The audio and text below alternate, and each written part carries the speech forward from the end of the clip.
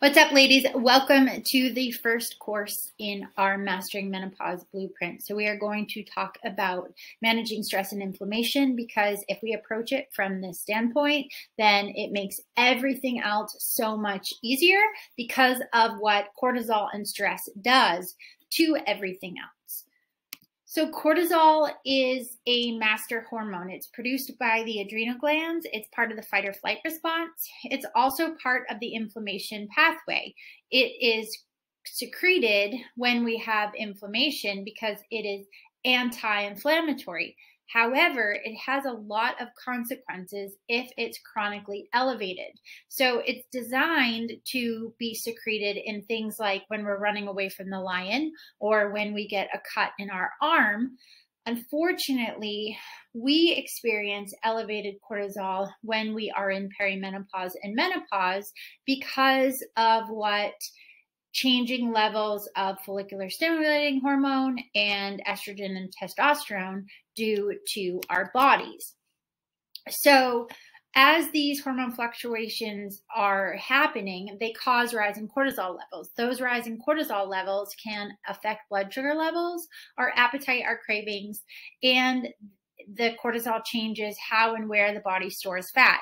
So you'll notice that your body tends to store more fat in the abdominal region. This is partly because of decreasing estrogen and testosterone, and it's also because of increasing cortisol. The other problem with increasing cortisol is that it in and of itself causes decreased testosterone levels, and it's a catabolic hormone, which means that it breaks tissues down. So at a point in our lives where we're already struggling to maintain muscle mass, we also have this hormone in our bodies that's present more often that is also contributing to muscle mass loss.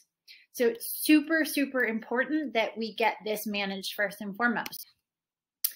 Cortisol can be caused by poor sleep, or increased cortisol levels, can be caused by poor sleep, too much exercise, mood swings, and low carb diets. The irony of this is also that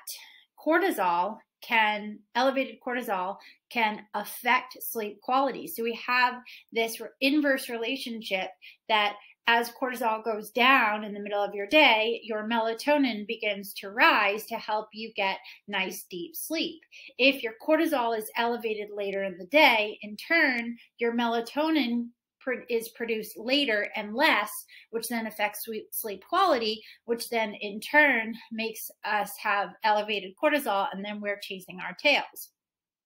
So we're going to talk about each of these things in detail in just a second.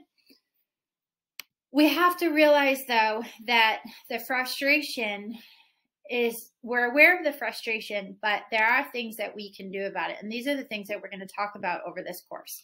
So what can we do about it? We can create a mindfulness or meditation routine. And that doesn't mean meditation like this lady sitting here going kumbaya. It can be simply taking a 10-minute walk without any stimulation and dealing with your thoughts. It can be a journaling habit. It can be taking a hot bath. It's a routine that you can create throughout your day and your week to give your body some rest and relaxation.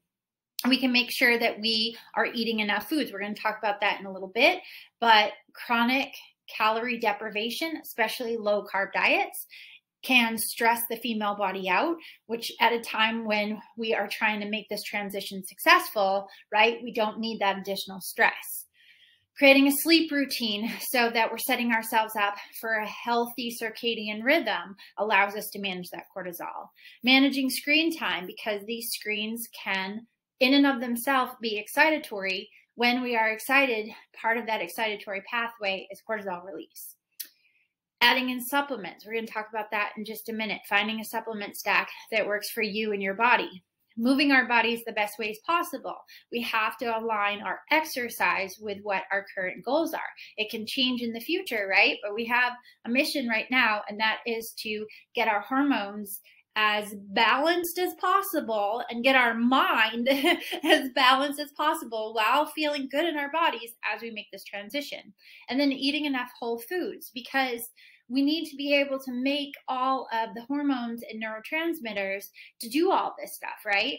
Well, whole foods are the building blocks for those neurotransmitters and hormones. So we have to make sure that we're giving our bodies everything it needs. So supplements, this is a list of 6 of them. If you Google adaptogens, those are supplements that are lined up with having a healthy adrenal function. Ashwagandha, schisandra, rhodiola, ginseng, magnesium, and L-theanine. These are my personal favorites. They have been tested in studies. They're very safe. You need to do your own research on them to find out if it aligns with your systems. Test them out. I would suggest just adding one at a time and see how it goes. L-theanine is a great one to add before bed. Ashwagandha and schisandra you can add before training, and that will help with the cortisol response to training. And then we talked about this, but we are getting in whole foods because we need to give our bodies everything that we can to make sure we have everything we need to crush this time in our lives, right? So whole foods based diet, not saying plant-based. I still want you eating meat if you're comfortable with it. Whole foods means that it's things as close to nature as possible. And I want you getting 3 to 5 servings of veggies a day, 1 to 2 servings of fruit, and then 80 to 80% of your diet I want to be minimally processed. Chicken, steak, fish, eggs, vegetables, minimally processed pasta, rice, oatmeal, things like that.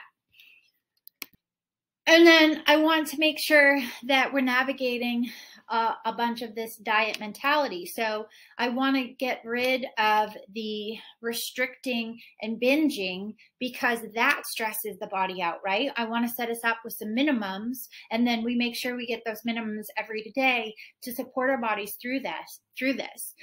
And eat enough for what you're doing.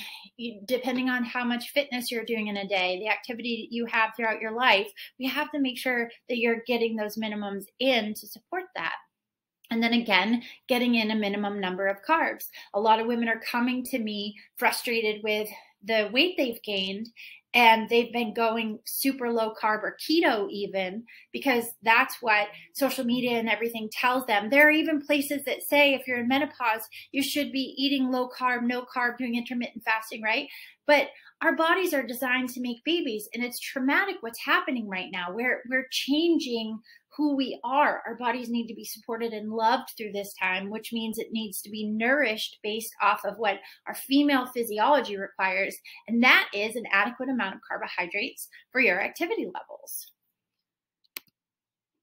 And then lastly, it's exercise. Now, I am an exercise addict, if you will. I love to fitness. I love to train on a regular basis. So I'm not saying that you need to go, give up your CrossFit or your, endurance rides and go walk. What I am saying is we need to look at your total training volume throughout the week. We need to look at how many days you're resting, how many days you're performing high intensity training. Is most of your exercise based off of or focused on gaining muscle, because we need that in this time of life, especially because we're trying to combat the impact of cortisol? And are you fueling your body for fitness? We're trying to manage cortisol levels. If we train fasted on a regular basis, that stresses out the female physiology. If it stresses our bodies out, we have cortisol production as a result, right? And now again, we're chasing our tails. So we want to make sure that we are adequately fueled for fitness. And then you are moving and walking throughout the day, getting in those 10,000 steps if you can, because that's conducive to health and good blood flow and taking care of your body, right? Walking is a really, really great way to move and feel good. And if something feels good from a place of work, then probably it's good for your body.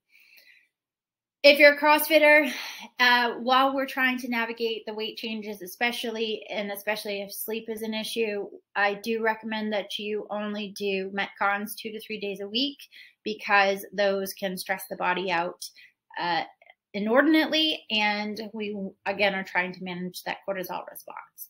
So as we go along, we're going to delve deep into all of this, but this is where I want you starting, sitting down and taking all of these recommendations into play with your current life and figuring out where do we need to attack first to get your cortisol levels and your inflammation under control so that the rest is easier to manage. All right, I look forward to your questions in the group and let me know how it goes.